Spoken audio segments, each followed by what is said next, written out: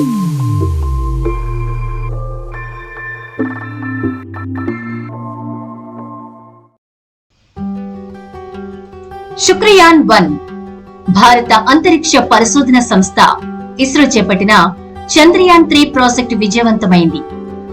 ఇస్రో ఇప్పుడు సౌర కుటుంబంలోనే అత్యంత ప్రకాశవంతమైన శుక్రుడి గ్రహంపై దృష్టి సారించింది. ఇప్పటికే వీనస్ మిషన్ కాన్ఫిగర్ చేయబడిందని, కొన్ని పేలోడ్లని అభివృద్ధి చేశామని ఇస్రో చైర్మన్ ఎస్ సోమనాథ్ వెల్లడించారు. ఇప్పుడు తాజాగా ఈ మిషన్ కి సంబంధించి కొన్ని కీలక విషయాలు వెలుగులోకి వచ్చాయి. అవేంటి అంటే, ఈ మిషన్ కి అధికారికంగా ఇంకా పేరైతే ఖరారు చేయలేదు, కానీ అనధికారికంగా శుక్రయాన్-1 అని పిలుస్తున్నారు. ఇది సంస్కృత పదాలైన శుక్ర అంటే వీనస్ గ్రహం, యానా అంటే క్రాఫ్ట్ల సమ్మేళనం, శుక్రయాన్ గా దీన్ని పిలుస్తున్నారు. మొదటిగా ఈ శుక్రయాన్-1 మిషన్ ఆలోచన 2012లో పుట్టింది. 2017లో అంతరిక్ష శాఖ కోసం 2017-18 బడ్జెట్ లో 23% పెంచిన తర్వాత ఈ మిషన్ కు సంబంధించిన ప్రాథమిక అధ్యయనాలను ఇస్రో ప్రారంభించింది. అదే ఏడాదిలో పరిశోధన సంస్థల నుండి పేలోడు ప్రతిపాదనలు కూడా కోరింది. శుక్రుడి ఉపరితలం, అక్కడి వాతావరణాన్ని అంచనా వేయడం, భౌగోళిక కూర్పును విశ్లేషించడమే ఈ మిషన్ ముఖ్య ఉద్దేశం. నాసా రిపోర్టు ప్రకారం శుక్రుడి ఉపరితలం మందంగా ఉంటుందని, ఇది విషపూరిత మేఘాలతో నిండి ఉందని తేలింది. ఈ శుక్రయాన్-1 మిషన్ సౌర వికిరణం, శుక్రుడిపై ఉపరితల కణాల మధ్య సంబంధాన్ని అర్థం చేసుకోవడంలో సహాయపడవచ్చు. బిలియన్ల సంవత్సరాల క్రితం భూగ్రహం నివాసయోగ్యంగా ఉండేది కాదు. ఇప్పుడు శుక్రుడు ఎలా ఉన్నాడో అప్పుడు భూమి కూడా అలాగే ఉండేదట. కాబట్టి శుక్రగ్రహం భవిష్యత్ ఏంటి అనేది లోతుగా పరిశీలించడం కోసం ఈ వీనస్ మిషన్ శాస్త్రవేత్తలకు, స్పేస్ కమ్యూనిటీకి సహాయపడుతుందని భావిస్తున్నారు. నాసా రిపోర్టు ప్రకారం శుక్రుడిపై ప్రస్తుతానికైతే జీవం లేదు. అయినప్పటికీ భూమి ఉపరితలం తరహాలోనే అక్కడ పీడనం ఉండడం, మేఘాలు చల్లగా ఉన్న నేపథ్యంలో అక్కడ సూక్ష్మజీవులు ఉండే అవకాశం లేకపోలేదని కొందరు శాస్త్రవేత్తలు భావిస్తున్నారు. అంతేకాదు, మేఘాల్లో సంభావ్య సూక్ష్మజీవుల జీవితానికి సూచిక అయిన ఫాస్పైన్ ని సైతం గమనించారు. ఇప్పుడు చేపట్టబోయే వీనస్ మిషన్ తో అక్కడ జీవం ఉందా లేదా అనే విషయాన్ని తేల్చే ఛాన్స్ ఉండొచ్చు. ఇదిలా ఉంటే ఈ శుక్రయాన్-1 మిషన్ గురించి ఇస్రో చైర్మన్ సోమనాథ్ కొన్ని కీలక విషయాలను పంచుకున్నారు. శుక్రగ్రహం ఎంతో ఆసక్తికరంగా ఉంటుందని, దీనిని అన్వేషించడం వల్ల అంతరిక్ష శాస్త్ర రంగంలో కొన్ని ప్రశ్నలకు సమాధానాలు లభిస్తాయని ఆయన అన్నారు. శుక్రుడిపై వాతావరణం ఎంతో దట్టమైనదని, అక్కడి వాతావరణ పీడనం భూమి కంటే 100 రెట్లు ఎక్కువగా ఉంటుందని తెలిపారు. ఈ గ్రహం మొత్తం యాసిడ్లతో నిండి ఉంటుందని, దాని ఉపరితలంపై ఎవరూ ప్రవేశించలేరని వెల్లడించారు. అంతేకాదు, తాము ఈ వీనస్ మిషన్ తో పాటు అంతరిక్ష వాతావరణం, భూమిపై దాని ప్రభావాన్ని విశ్లేషించేందుకు కూడా 2 ఉపగ్రహాలను సిద్ధం చేస్తున్నట్లు తెలియజేశారు. అలాగే అంగారక గ్రహంపై అంతరిక్ష నౌకను ల్యాండ్ చేసే ప్రాజెక్ట్ ని సైతం ఇస్రో ప్లాన్ చేస్తోందన్నారు. అయితే శుక్రయాన్-1 మిషన్ ను ఎప్పుడు ప్రారంభిస్తారన్న వివరాలు మాత్రం వెల్లడించలేదు. ప్రస్తుతం ఈ ప్రాజెక్ట్ కి సంబంధించి పనులైతే సాగుతున్నాయి. బహుశా అన్ని కలిసి వస్తే అతి త్వరలోనే ఈ ప్రాజెక్టు కూడా ప్రారంభం కానుంది. శుక్రగ్రహం భూమికి సిస్టర్ లాంటిది. ఒకప్పుడు భూమిలాగే అక్కడ కూడా సముద్రాలు, జీవరాశి ఉనికి ఉండేది. కానీ ఆ గ్రహం సూర్యుడికి అతి దగ్గరగా ఉండడంతో సముద్రాలు ఆవిరైపోయాయి, జీవరాశి మొత్తం కనుమరుగైపోయింది. అయితే ఇప్పుడు వీనస్ పై జీవరాశి మనుగడకు అవకాశముందన్న వాదనలు తెరపైకొచ్చాయి. శుక్రయాన్ ప్రయోగం తర్వాత అది నిజమో కాదో అన్నది తేలిపోనుంది. శుక్రుడు సౌర వ్యవస్థలో ముందు వరుసలో ఉంటాడు. దీనికి తోడు గ్రీన్ హౌస్ ప్రభావం కారణంగా ఆ గ్రహం హాట్ గ్యాస్ బెలూన్లా కార్బన్ డయాక్సైడ్లతో నిండిపోయి ఉంటుంది. అంతేకాదు, 462 డిగ్రీల ఉష్ణోగ్రతతో నిప్పుల కొలిమిని తలపిస్తోంది. అలాంటి గ్రహం మానవ మనుగడకు ఏ మాత్రం పనికిరాదన్న భావనతో పెద్దగా శాస్త్రవేత్తలెవరూ దాన్ని పట్టించుకోలేదు. అక్కడ మనిషి మనుగడకు కావాల్సిందేదీ ఉండదని తేల్చేశారు. దానిపై ప్రయోగాలు చేయడం వల్ల సమయం, డబ్బు ఖర్చు తప్ప ఏదీ ఉండదని అనుకున్నారు. కానీ తాజా పరిశోధనలో అక్కడ జీవరాశికి ఆస్కారం ఉందనే వాదన తెరపైకి రావడం అందర్నీ ఆశ్చర్యపరుస్తోంది. ఇలాంటి సమయంలో ఇస్రో శుక్రయాన్ ప్రయోగం చేయాలని నిర్ణయించడంతో ఇప్పుడు జీవరాశి మనుగడకు అవకాశం ఉందనడం ఆశ్చర్యాన్ని కలిగిస్తోంది. సోలార్ ఎనర్జీతో పాటు గ్రహం ఉపరితలం నుంచి థర్మల్ ఎనర్జీ పుట్టడం, కాంతి తరంగ దైర్ఘ్యం కారణంగా ఫోటోసింథటిక్ పిగ్మెంట్ ను వీనస్ పై గుర్తించారు. ఇంకా స్పష్టంగా చెప్పాలంటే ఇది భూమిపై సూర్యకిరణాలు ఏర్పడే ప్రక్రియలాగే ఉంటుంది. వీనస్ పై ఫాస్ఫిన్ గ్యాస్ ను గుర్తించడం కూడా అందర్నీ ఆశ్చర్యపరిచింది. ఎందుకంటే భూమి కాకుండా వేరే రాతి గ్రహం మీద ఫాస్ఫైన్ కనుగొనడం ఇదే మొదటిసారి. అయితే శుక్ర గ్రహం మీదే ఇంత ఆసక్తి ఎందుకు అంటే ఇది మనకు సమీపంగా ఉండడమే కాక పరిమాణంలో భూమికి సమానంగా ఉంటుంది. అంతేకాదు గత అధ్యయనాలు ఇక్కడ చురుకైన అగ్నిపర్వతాలు ఉన్నాయని, లావా ప్రవాహ సంకేతాలతో సహా గుర్తించాయి. అసలక్కడ జీవం ఉండడానికి ఆస్కారమే లేదన్న వాదన మొదట్లో ఎందుకొచ్చింది అంటే అక్కడి వాతావరణంలో 96% కార్బన్ డయాక్సైడే ఉంటుంది. కానీ ఇప్పుడు జీవరాశి మనుగడకు అవకాశం ఉందనడం ఆశ్చర్యాన్ని కలిగిస్తోంది. ఇప్పటికే చంద్రుడు, అంగారకుడిపై అనేక పరిశోధనలు చాలా విషయాలను మనకు తెలియజేశాయి. కానీ శుక్రుడి గురించి మనకు తెలిసింది చాలా తక్కువనే చెప్పాలి. దాదాపు 462 డిగ్రీల ఉష్ణోగ్రతల కారణంగా అక్కడ దిగిన స్పేస్ ప్రోబ్లు నిమిషాల్లోనే చెడిపోయాయి. అలాంటి గ్రహంలో రహస్యాల గుట్టు విప్పుతానంటోంది ఇస్రో.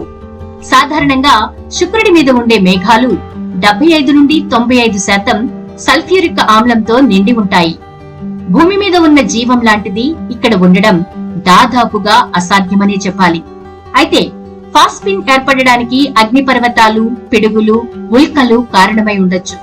ఈ మిస్టరీ మొత్తం వీడాలి అంటే ఇస్రో ప్రయోగం వరకు వేచి చూడాల్సిందే.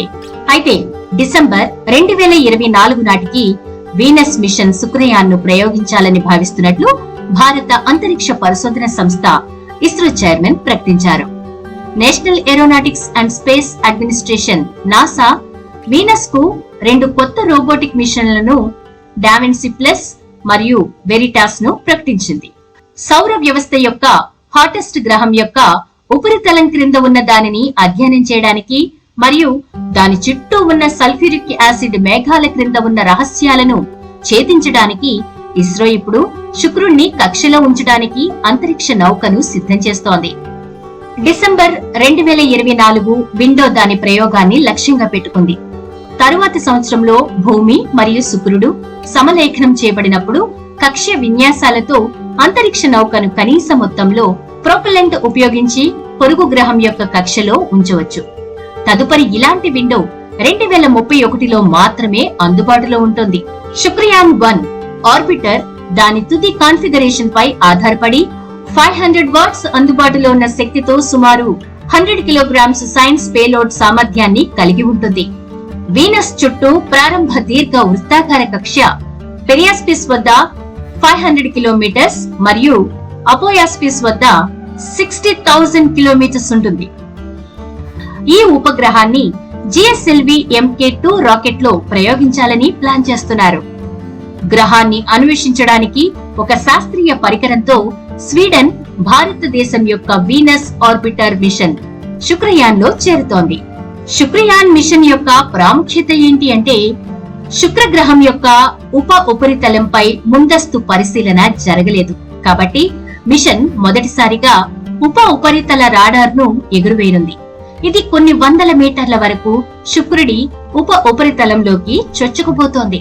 అతి నీలలోహిత, పరారుణ మరియు సబ్మిల్లీమీటర్ తరంగ దైర్ఘ్యాలలో గ్రహం యొక్క వాతావరణాన్ని పరిశీలించడానికి ఈ మిషన్ వీనస్ వద్దకు ఒక పరికరాన్ని కూడా తీసుకొస్తుంది.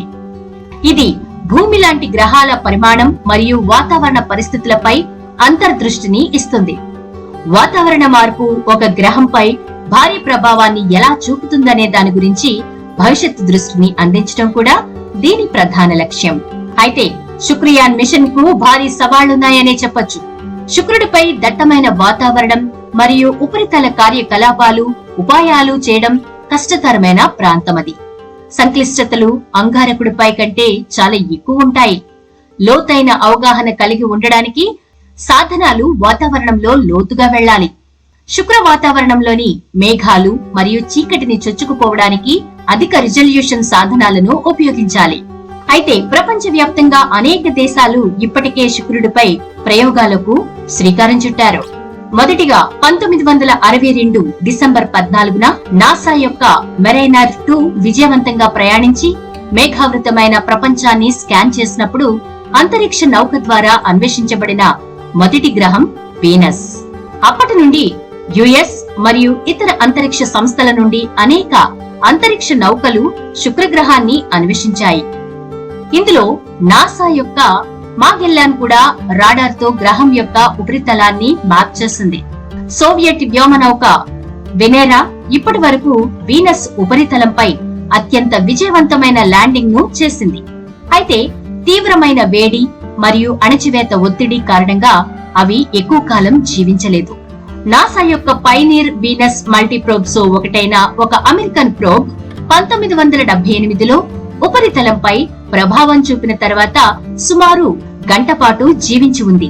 నాసా ద్వారా ఇతర విజయవంతమైన ఫ్లైబై వీనస్ మిషన్లు గెలీలియో 1989, కాన్సిని 1997 మరియు మెసెంజర్ 2004లో విజయవంతమయ్యాయి.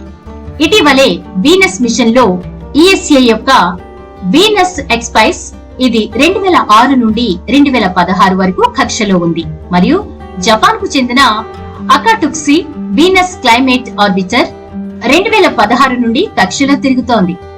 నాసా యొక్క ఫార్కర్ సోలార్ ప్రోబో ఫ్లైబైస్ చేసింది. 2022 ఫిబ్రవరి 9న అంతరిక్ష నౌక తన ఫ్లైబై సమయంలో అంతరిక్షం నుండి వీనస్ ఉపరితలం యొక్క మొదటి కనిపించే కాంతి చిత్రాలను తీసినట్లు నాసా ప్రకటించింది. అలాగే 2021 జూన్ లో వీనస్ కు సంబంధించి 3 కొత్త మిషన్లు ప్రకటించబడ్డాయి. నాసా 2 కొత్త మిషన్లను ప్రకటించింది మరియు ఈఎస్ఏ కూడా ఒక మిషన్ ను ప్రకటించింది. 1990 నుండి శుక్రుడిపై మొదటిసారి అన్వేషణ జరిపింది నాసా అంతరిక్ష నౌక. అయితే వెరిటాస్ వ్యోమ నౌకను డిసెంబర్ 2027 కంటే ముందుగా ప్రయోగించదు. ఇది శుక్రుడి కక్షలో తిరుగుతుంది. శుక్రుడు మరియు భూమి యొక్క మార్గాలు ఎలా వేరు చేయబడ్డాయి మరియు వీనస్ నివాసయోగ్యమైన ప్రపంచంగా ఎలా తన సామర్థ్యాన్ని కోల్పోయాయో వెల్లడించడానికి డేటాను సేకరిస్తోంది.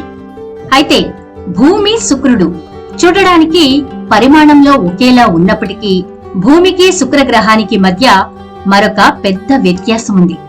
అదేంటి అంటే సౌర వ్యవస్థలోని ఇతర గ్రహాలతో పోలిస్తే శుక్రుడు దాని అక్షం వెనుకకు తిరుగుతుంది. అంటే శుక్రుడిపై సూర్యుడు పశ్చిమాన ఉదయిస్తాడు మరియు భూమిపై మనం అనుభవించే దానికి విరుద్ధంగా అంటే తూర్పున అస్తమిస్తాడు.